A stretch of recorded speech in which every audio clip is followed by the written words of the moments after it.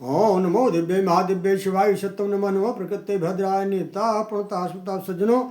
अब इस अध्याय में पार्वती द्वारा वीर्य को श्राप है। ब्रह्मा का पार्वती तथा एकानंशा को वरदान है। एकानंशा का विंध्याचल के लिए प्रस्थान है। पार्वती का भवन द्वार पर पहुंचना है और वीर्य द्वारा उनको रोके जाना है की कथा है। आइए चलते हैं कथा की तरफ। दिव्यवाच मातरम मां परित्यज्य यस्मात् तुम स्नेहविकुलात् विहितावसरे स्त्रीणां शंकरस्य रहो विधो तस्मात् ते पुरुषारुचा जड़ा हृदय वर्जिता गणेश साक्षरस्त्री शिला माता भविष्यति। देवी ने कहा, गणेश्वर वीरक, चूंकि तुमने मुझ माता का परित्याग कर स्नेह से विकल हो शंकर जी के एकांत में अन्य स्त्री को प्रवेश करने का अवसर दिया है, इसलिए अत्यंत कठोर स्नेहहीन मूर्ख हृदय रहित एवं राख सदृश रूखी शिला तुम्हारी माता होगी।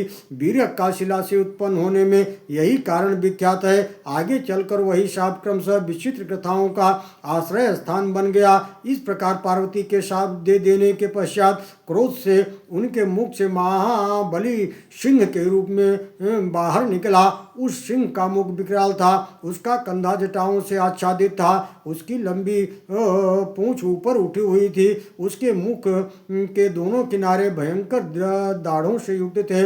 वह मुख फैलाए हुए जीभ लपलपा रहा था, उसकी कुछ दुबली पतली थी, वह किसी को खा जाने की टोह में था। यह देखकर पार्वती देवी शीघ्र ही उस पर आरूढ़ होने की चेष्टा करने लगी। तब उनके मनोगत भाव को जानकर भगवान ब्रह्मा उस आश्रय स्थान पर आए जो सभी देव संपदाओं का आश्रय स्थान था। वहां आकर देवेश्वर ब्रह्मा गिरिजा से स्पष्ट वाणी में बोले, किम पुत्री प्राप्तु कामासी कमलभ्यम ददामि ते विरम्यतामति क्लेशा तपस्सोस्माम दागया।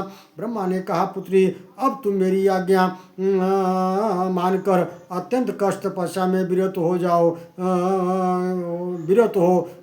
बताओ तुम क्या प्राप्त करना चाहती हो, मैं तुम्हें कौन सी वस्तु प्रदान करूं। वह सुनकर गिरिजा देवी ने गर्वास्पद गुरुजन ब्रह्मा से अपने चिरकाल से निर्णित मनोरथ को स्पष्ट अक्षरों से युक्त वाणी द्वारा व्यक्त करते हुए कहा। देवी बोली, प्रभो, तपसा दुष्करेणाप्तः पतित्वे शंकरो मया स मा श्यामल वर्णेति बहुशो प्रोक्तवान भव। देवी बोली, प्रभु, मैंने कठोर तपस्या के फलस्वरूप शंकर जी को पति रूप में प्राप्त किया है, किंतु वे मुझे बहुधा श्याम वर्णा काले रंग की कहकर अपमानित करते रहते हैं। अतः मैं चाहती हूँ कि मेरा वर्ण सुवर्ण सा गौर हो जाए और मैं उनकी परम बल्लभा बन जाऊँ, अपने भूतनाथ पतिदेव के शरीर में एक और उन्हीं के अंग की तरह प्रविष्ट हो जाऊं। पार्वती के उस कथन को सुनकर कमलासन ब्रह्मा ने कहा, ठीक है, तुम ऐसा ही हो। कह कर पुनः अपने पतिदेव के शरीर के अग्रभाग को धारण करने वाली हो जाओ। ऐसा वरदान पाकर पार्वती ने अपने भ्रमर सरीखे काले एवं खिले हुए नीले कमल के नीले चमड़े को त्याग दिया। तब उनकी त्वचा उद्दीप्त हो उठी, वे 3 नेत्रों से भी युक्त हो गई। तदुपरांत उन्होंने अपने शरीर को नाना प्रकार के आभूषणों से विभूषित कर पीले रंग की रेशमी साड़ी धारण किया, हाथ में घंटा लिया। तत्पश्चात ब्रह्मा ने उस नीले कमल की से कांति वाली देवी से कहा, निशे, तुम पहले से ही एकानशा नाम से विख्यात हो और इस समय मेरी आज्ञा से पार्वती के शरीर का संपर्क होने के कारण तुम कृतकृत्य हो गई हो। बरार ने पार्वती देवी के क्रोध से जो यह सिंह प्रादुर्भूत हुआ है वह तुम्हारा वाहन होगा और तुम्हारी ध्वजा पर भी इस महाबली का आकार विद्यमान रहेगा। अब तुम विंध्याचल को जाओ, वहाँ देवताओं का कार्य सिद्ध करो। देवी, जिसके पीछे 1 लाख यक्ष चलते हैं, उस पंचाल नामक यक्ष को मैं तुम्हें किंकर के रूप में प्रदान कर रहा हूँ।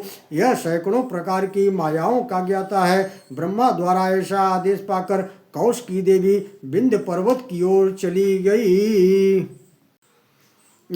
उधर उमा भी अपना मनोवांछित वरदान प्राप्त कर शंकर जी के पास चली। वहां द्वार पर हाथ में सोने का डंडा धारण किए हुए बीरक सावधानी पूर्वक पहरा दे रहा था। उसने प्रवेश करते हुए माँ पार्वती को दरवाजे से खींचकर रोक दिया और गौर रूप से दूसरी स्त्री सी प्रतीत होने वाली उनसे क्रोध पूर्वक कहा, तुम्हारा यहाँ कोई प्रयोजन नहीं है, अतः जब तक मैं तुम्हें पीठ नहीं दे रहा हूँ उससे पहले ही भाग जाओ। यहाँ महादेव जी को छलने के लिए एक दैत्य माता पार्वती देवी का रूप धारण कर प्रविष्ट हो गया था, जिसे मैं देख नहीं पाया था, किंतु महादेव जी ने उसे यमलोक का पथिक बना दिया। उसे मारने के बाद नीलकंठ शिव जी ने क्रुद्ध होकर मुझे आज्ञा दी है कि अब से तुम द्वार पर असावधानी मत करना।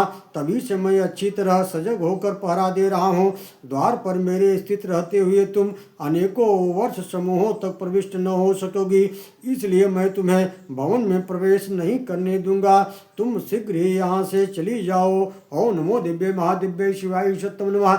नमो प्रकृति भद्राय नेता प्रणता सुताओ नमो भगवते वासुदेवाय। सज्जनों, इस तरह से यह अध्याय यहीं पे समाप्त होता है। मैं पुनः अब दूसरे अध्याय की कथा लेकर प्रस्तुत हो रहा हूँ। ओम नमो भगवते वासुदेवाय।